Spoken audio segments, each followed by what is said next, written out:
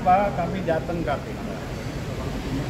Karena 25 tahun yang lalu kami berjuang supaya Indonesia bebas dari KKN. Ternyata hari ini malah KKN-nya lebih gawat.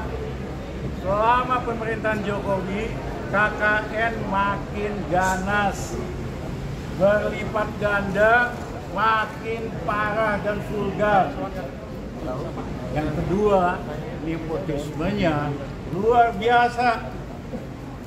Pak Harto baru angkat Tutut Soeharto setelah 32 tahun berkuasa. Hari ini Jokowi, anaknya itu diaturlah sama dia, mantunya. Dia mau bikin kerajaan, mau bikin dinasti. Lupa bahwa dulu raja-raja di Nusantara menyerahkan hartanya, menyerahkan kerajaannya untuk gabung bikin republik. Hari ini Jokowi bercita-cita untuk jadi raja di Indonesia. Lihat aja dandanannya. Kalau pakaian daerah rakyat biasa dong.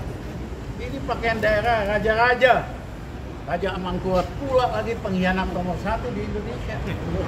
Itu kan baju topi Raja Amangkurat.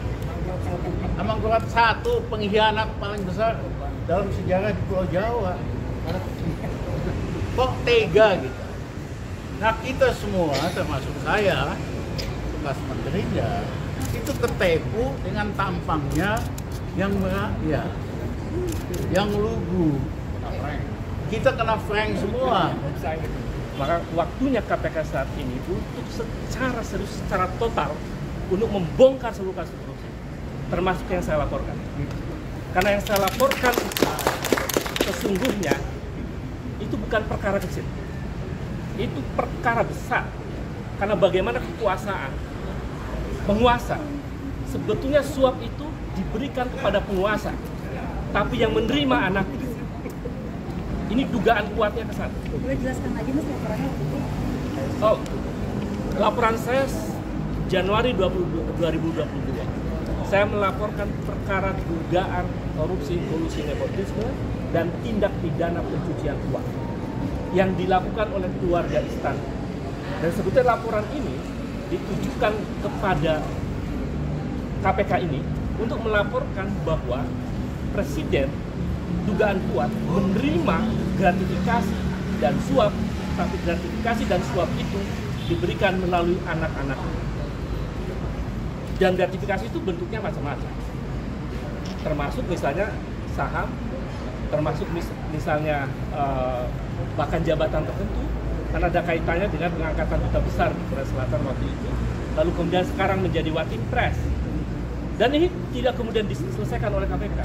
Jadi saya kira ini waktunya, momentum penting kita mengakhiri seluruh praktek koruptif yang merajalela ini. Insyaallah, Pak. Karena rakyat yang pada akhirnya dirugikan, rakyat makin menderita, tapi korupsi merajalela. Ini persoalan serius. Saya kira itu. Pak Rijal Ramli tadi disinggung soal nepotisme dan nepotisme.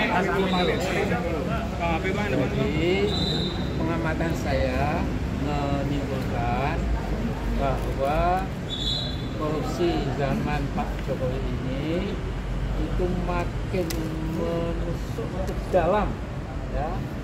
Kemudian Pak, di maaf, lihat dalam kamera, Pak. rumah Jokowi itu semayam, insya Allah korupsi yang luar biasa. Jadi ini sudah tidak ada waktu lagi lah, ya. Jadi enough is enough, and then we have to do something. Something itu apa? Mari kita pikir bersama nanti, ya. Pak Rijal Ramli tadi disinggung soal nepotisme. Contohnya apa sih Pak? Bapak, nepotisme di zaman Jokowi apa maksudnya Pak? Nanti. Karena Pak satu-satu Pak. Oh ya. Bapak ketemu dulu. Oke, baik Pak. Pak, sini, Bang, lewat sini Bang, sini Bang. Bang, sini Bang. Yang penting 8 orang ini, yang sisanya nunggu di luar. Mau nggak Pak? Mau, Pak. Yang penting pimpinan KPK mau, Pak. Nunggu di luar Pak, nanti Iya. apa? Ada timnya Pak. Ada timnya nanti. Jangan dulu Mas. Receh-receh itu dulu Mas itu. Receh. Silakan. Receh itu dulu Mas, receh. Ayo. Kita keluar di luar, tapi kita minta ya. Kita minta. Pimpinan KPK. Firly bilang perlu di sini. Siapa? Di luar aja. Ayo. Jangan Firly ngumpat. Firly jangan ngumpat itu loh. Sam Nabi laporannya. Ayo Pak, di luar Pak. Ayo Pak. Salah lah. Itulah. Jadi jangan sampai KPK menjadi pelindung koruptor. Kalau begini caranya kau dianggap KPK pelindung koruptor. Kalau bisa kerja mundur aja. Cari yang bagus bisa kerja. Firly kalau nggak bisa mundur, Firly. Betul. Jangan bisa bacot. Bisanya bacot doang. Sarang koruptor dan nggak bisa kerja mundur. Gak usah pakai banyak bacot. Ya sedang ada problem tapi Jadi kalau hari ini pimpinan KPK tidak menerima, berarti KPK telah menjadi lembaga pelindung koruptor. Kenapa? Karena laporan saudara Ubaidillah Badrun terhadap dugaan KKN yang dilakukan oleh anak-anaknya Jokowi itu kan sudah setahun lebih, dari bulan Januari 2022 sampai hari ini diproses. Ini kan dugaan kuat bahwa KPK ini sengaja melindungi. Sudah 2 kali sudah Ubaidillah Badrun dipanggil, diperiksa, tetapi yang dilaporkan belum pernah sekalipun. Ini kan semua kita tahu, publik tahu, saya termasuk aktivis tahu semuanya ini. Jadi kalau kenapa hari ini datang Pak Amin, datang Bang Rijal dan Jenderal Soeharto, Sunarko dan sebagainya, ini akibat karena kami geram, marah dengan keadaan KPK sekarang ini. Dicuekin, nggak dianggap, malah diusir-usir di dalam itu. Apa ini maksudnya ini? Jadi dengan demikian KPK ini sebagai lembaga pelindung koruptor, bukan pemberantasan koruptor kalau begini caranya. Dan mau diterima bukan sama kamu. Kalau diterima itu malah oleh Dumas, pejabat receh-receh apa itu? Ingat ya, KPK yang lahirkan reformasi itu Pak Amin. Yang buat undang-undang KPK itu Rijal Amin dan teman-temannya, zaman Gus Dur. Ini hari ini kami datang untuk memberantas korupsi, malah diperlakukan secara tidak adil. Apa ini semuanya ini? Sekian, Assalamualaikum warahmatullahi wabarakatuh. Ya, Wida. Yang jelas sudah berulang kali kami teriakan, apalagi emak-emak, bahwa KKN era Jokowi lebih ganas dari era Soeharto. Lihat, di dalam sana kami tidak boleh masuk, padahal tempat duduk masih ada. Tidak boleh duduk, yang hanya boleh duduk dan masuk hanya 8 orang. Oke, daripada tidak sama sekali suara masuk ke sana, kami percayakan kepada tokoh nasional kami. Tapi itu semua mengakomodir suara kami, termasuk suara emak-emak yang jelas menjadi indikasi kenapa emak-emak turun sampai ke jalan.